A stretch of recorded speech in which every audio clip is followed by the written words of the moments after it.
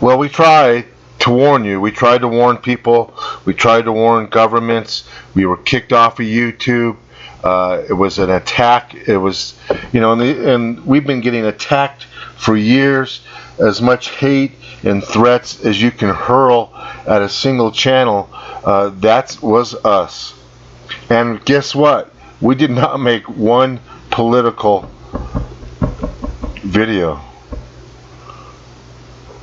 But what's happened in Australia this last summer was heartbreaking.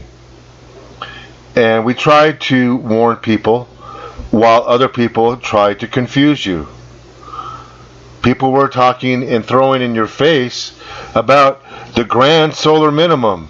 Well, this is what happened during your grand solar minimum. Remember, we're in solar minimum. In fact, we're due to start coming out of solar minimum in just another year.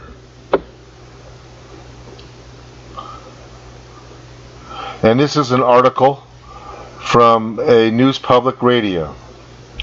And the title reads, Australia's heat wave is taking a toll on people, animals, infrastructure, and land. But it's not just Australia. Nobody's covering this globally and comprehensively. It's being reported locally, one state, one country at a time. Nobody's looking at the global picture except when they're trying to charge you a carbon tax and blame carbon dioxide. This is what the article states.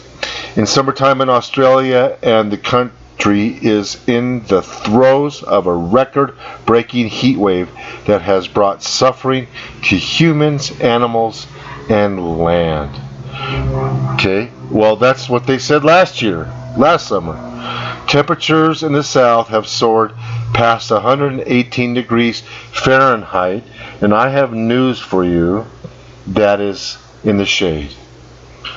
Australia's State Emergency Service declared the heat wave a threat to public safety as an increasing number of Australians have called ambulances and gone to hospitals for heat-associated illnesses. We warned you. The Australian energy market operator cut power to 200,000 people in the southern state of Victoria after demand increased for air conditioning. And that was our biggest fear, is a power outage during a heat wave. The Australian Open suspended tennis for the first time ever due to what? All-time high temperatures. But remember, those matches are played outdoors. They could have saved themselves a ton of money had they just put shade over their tennis courts. Now what? Scientists then feared strong gusts and winds, dry lightning strikes would spark blazes, and they did. Because at this time, more than 50 fires had already broken out across Tasmania, and at least 2 homes were reported gone. But big deal. A raging bushfire threatened Victoria's East Gippsland. And of course, the Prime Minister, Scott Morrison, he infuriated a lot of people when he said that we should all, quote, pray for rain.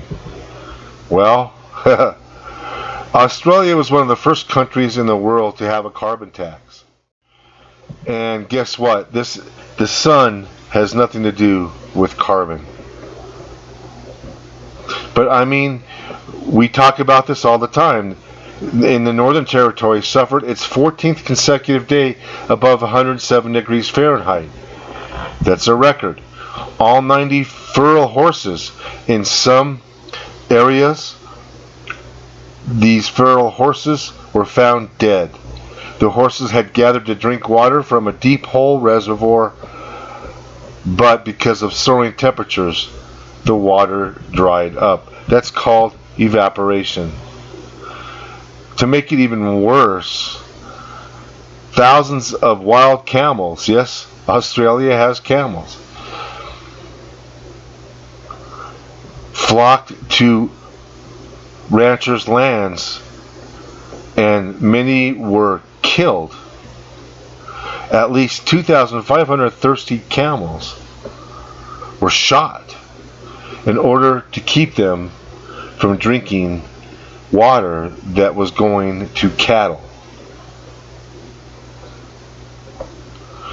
Nothing prepared these people for what was about to happen in summer. The only people that were shouting, beware, watch out, stay out of the sun, shade, make shade an industry, shade everything that you can, well, those fell on deaf ears. And you could thank censorship for that.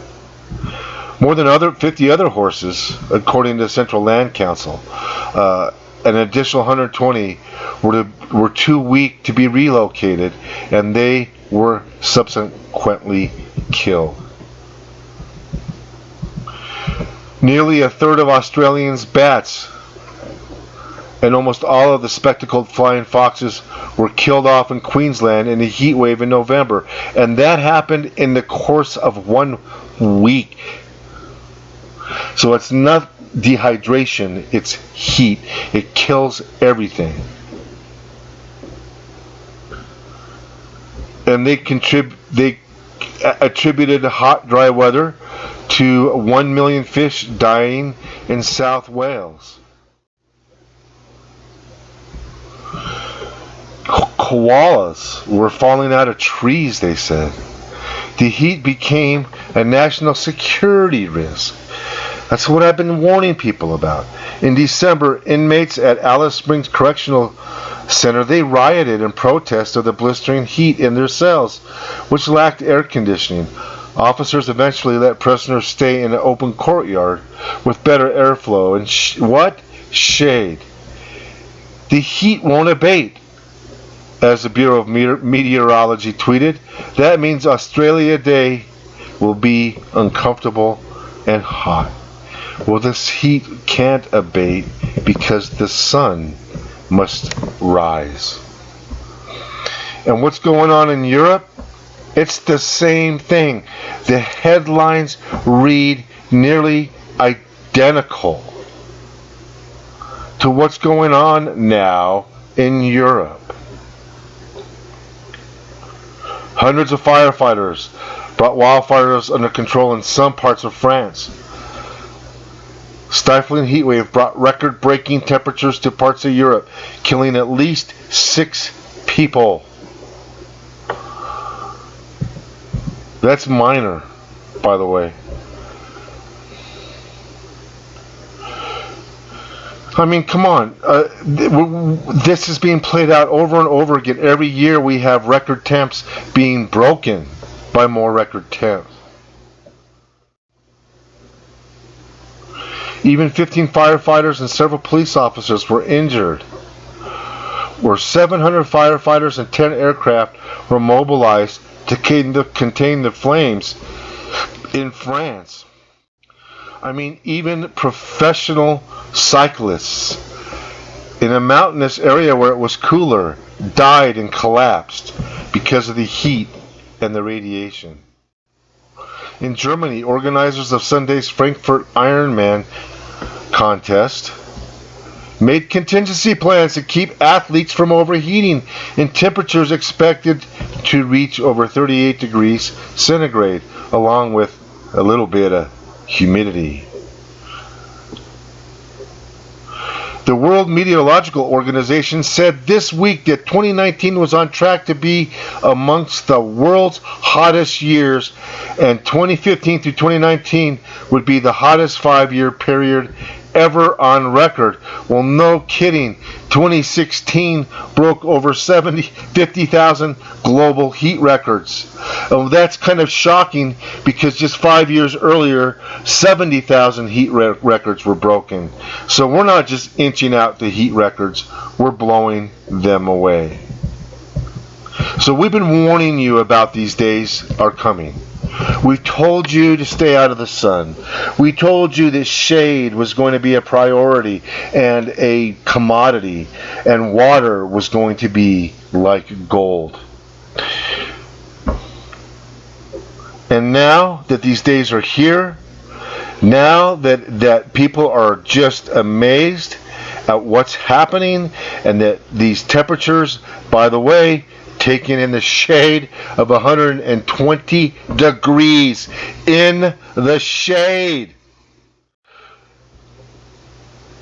We look at UV alerts up to 12 and 13 in some areas.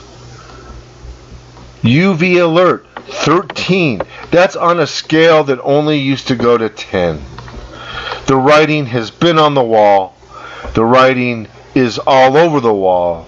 And still, there will be people out there bold-faced lying to you, and I with a capital L, that we're going to go into an ice age.